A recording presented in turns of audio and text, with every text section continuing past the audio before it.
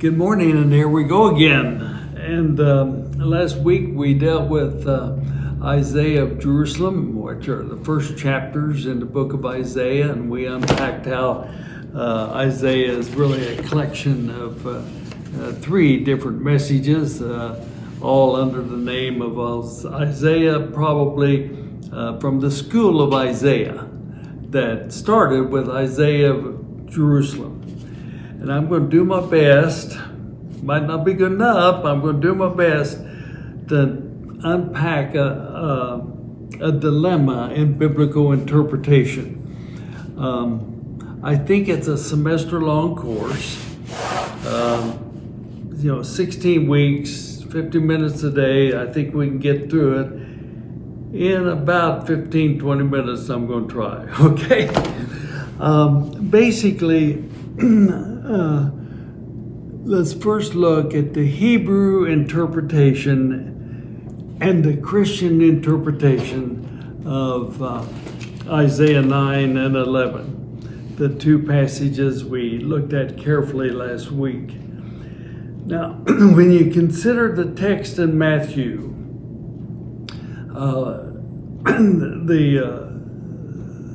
Matthew wrote his gospel to convince the Jewish persons to become followers of Jesus. Luke was aimed at the non-Jewish people, the Gentiles, to become followers of Jesus. So they had two different audiences. Mark was simply the first one that just wrote the story. And we can find Mark in Luke and Mark in Matthew, so therefore the assumption is that Mark was earlier than the other two. But we're focusing a little bit on Matthew. And let's remember, first of all, that the two passages we read last week of Isaiah 9 and 11, the only part of those two messages that are included in the New Testament is in Matthew 4, 15 and 16, and it is to explain why the heavily populated area of the Gentiles living in the Holy Land at that time was the center of Jesus' ministry. So the only piece of that was picked up by Matthew was just trying to say to his Jewish audience why Jesus focused his ministry in a Gentile, non-Jewish area of their land. But absent is we don't have anything referring to 9:6, the wonderful counselor, mighty God, and the Prince of Peace. That's not in the New Testament anywhere. And neither is anything from chapter 11. And so let's remember that when the Gospels were written, the Christian community was just being formed. But after the Gospels were written, after most of the books in the New Testament were written, the Christian community started interpreting Isaiah 9 and 11 as, quote, messianic messages, interpreting them as predicting Jesus as the Messiah. This became so much a part of Christian liturgy and worship and Christian thought that many historians point out that Isaiah, for a long period of time in Christianity in the Middle Ages, Isaiah was known as the fifth gospel. In other words, pulling a book out of the Old Testament into the message about Jesus. Well, that's really violating the integrity of the Hebrew tradition, because the Hebrew preachers were talking about then and their world and what they were facing, rather than predicting specifically Jesus as the Messiah.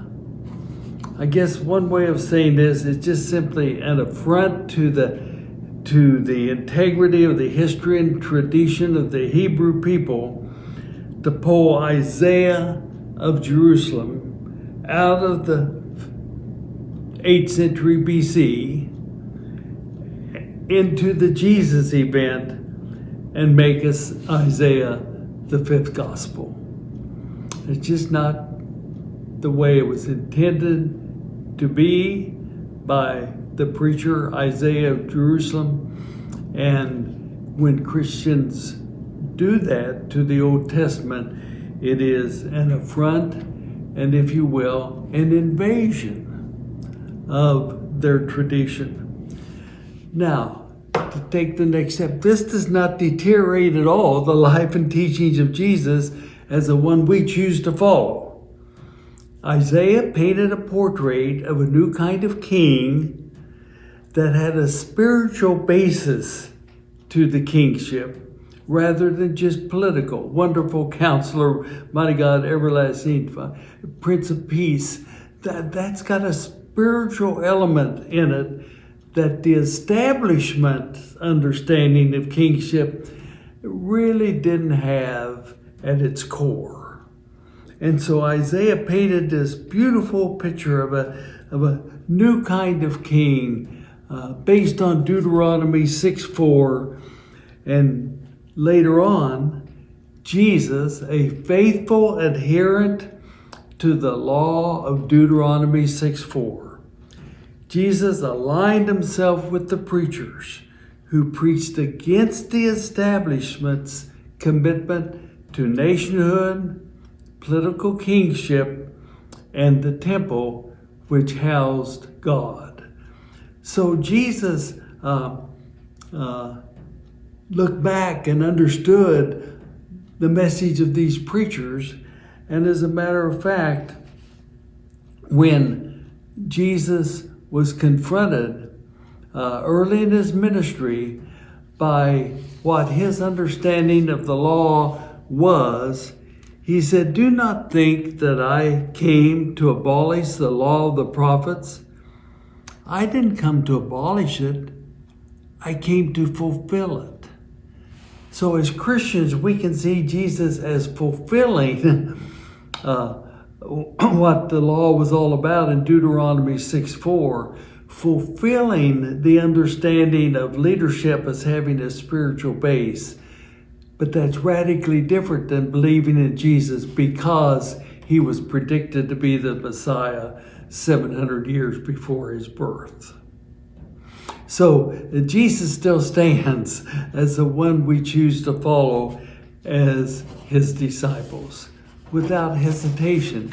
It's just that the element that Isaiah of Jerusalem predicted that event specifically is not fair to the interpretation of Isaiah from Jerusalem. Now, last week, so that's sort of unpacking this dilemma. I've got to just share a reference that is helpful for me to remember. One of my professors in graduate school and seminary was Will Herberg, and he was an esteemed scholar of that day, 60 years ago. But the interesting thing about Will Herberg being on the faculty of Drew Theological School and graduate school, Will Herberg was a lifelong Jew, and he taught us as a Jew in a Christian-oriented seminary. He was the author of Protestant, Catholic, and Jew, which is was well known at that time, delineating the distinction between the three. So in a sense, I sort of got a head start on trying to understand the Old Testament from the Jewish perspective because of a fond teacher by the name of Will Herberg. Well, now last week we shared 4 themes in Isaiah's teachings. And Isaiah of Jerusalem as, say, was different than Micah and Amos and Hosea, but at the same time with a little bit different twist. But his four themes were, first of all, the kings are divinely chosen. Secondly, that Jerusalem would not be destroyed, the temple would not be destroyed, because as we looked at last Sunday in worship, as well as our church girl discussion, the Assyrian Empire stopped short of destroying Jerusalem or invading Jerusalem and destroying the temple. And so his second understanding was Jerusalem was going to survive, the temple was going to survive. But thirdly, a radically different theme began to emerge, and that is that the faithful from Isaiah's time forward would become a remnant, not a powerful nation. And finally, political rebellion in the name of religion was futile. He said, don't try to rebel against Assyria. It just won't work. So let's take those four themes and see what Jesus did with them, okay?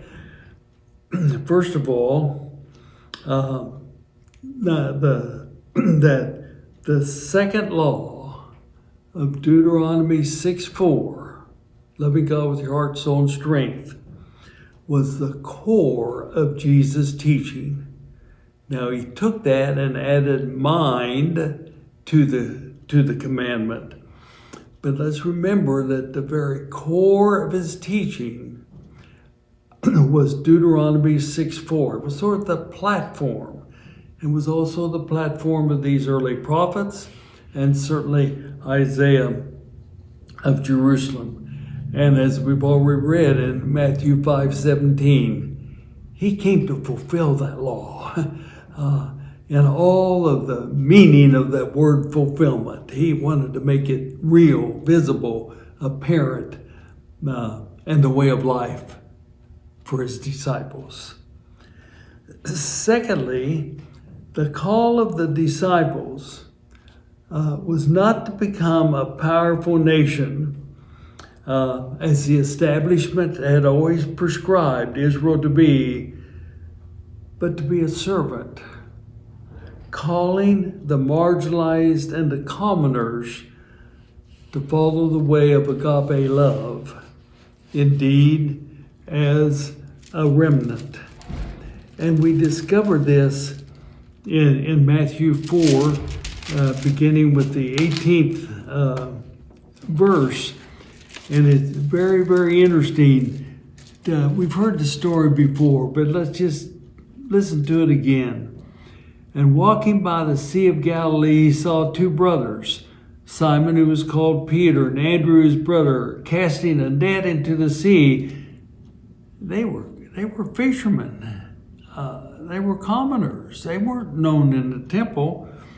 And he said to them, follow me and I'll make you fishers of men. And they immediately left their nets and followed him. And going on from there, he saw two older brothers, James, the son of Zebedee, and John, his brother, in the boat with Zebedee, their father, mending their nets, and he called them. And they immediately left their boat and their father and followed him.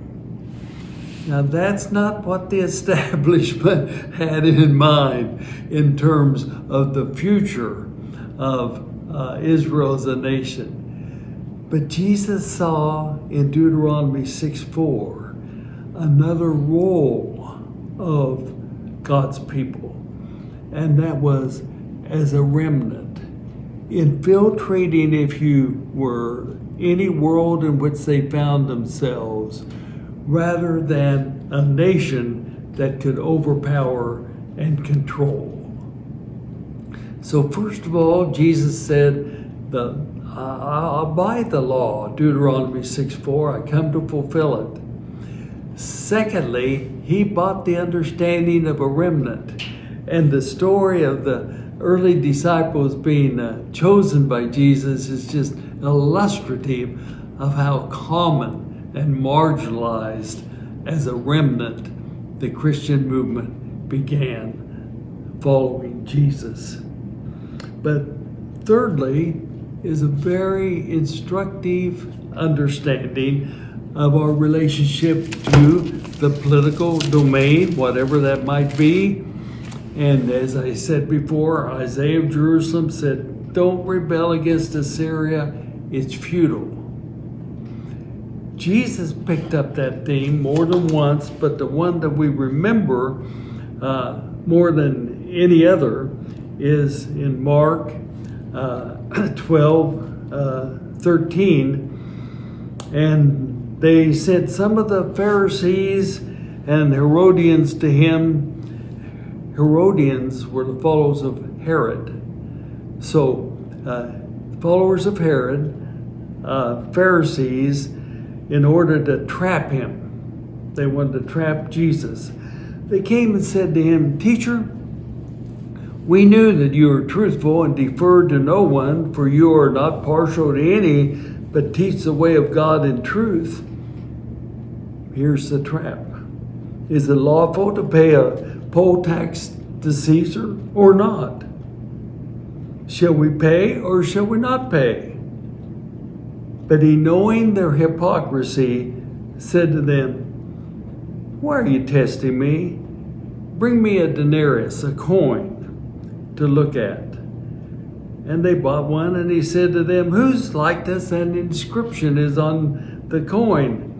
And they said to them, Caesar's. And Jesus said to them, Render to Caesar the things that are Caesar's, and to God the things that are God's. And they were amazed at him.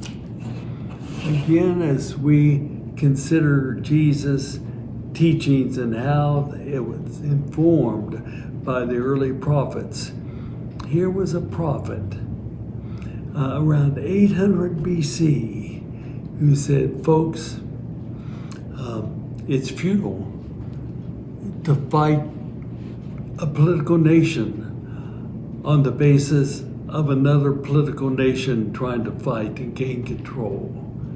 He said, let's be a remnant. Let's not be rebellions against a political power in the name of religion. So we see as Jesus lived 800 years after Isaiah of Jerusalem, how influential Isaiah of Jerusalem was in Jesus' life and Jesus' teachings. Now for some questions that bring what Jesus did with Isaiah of Jerusalem sort of into our own lives and into our own labs. First of all, given the understanding that Isaiah of Jerusalem was not the fifth gospel of prediction, is your discipleship following Jesus threatened, enhanced, or not affected at all? What does this understanding do to your journey of faith? A second question is, given that in the last 50 years, in our culture, the adherents to Christianity have declined from a majority of the population to a minority, indeed a remnant. What impact has this new identity as a remnant had on God's mission of love through the witness of the church? Third question. Given the recent political strategies that have been influenced and authored in the name of religion, the best illustration is the evangelicals. How has this reality that we've lived with in our culture enabled or disabled a faithful witness of love for cultural change?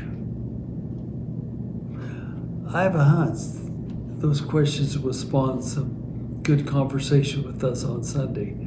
Thank you for listening.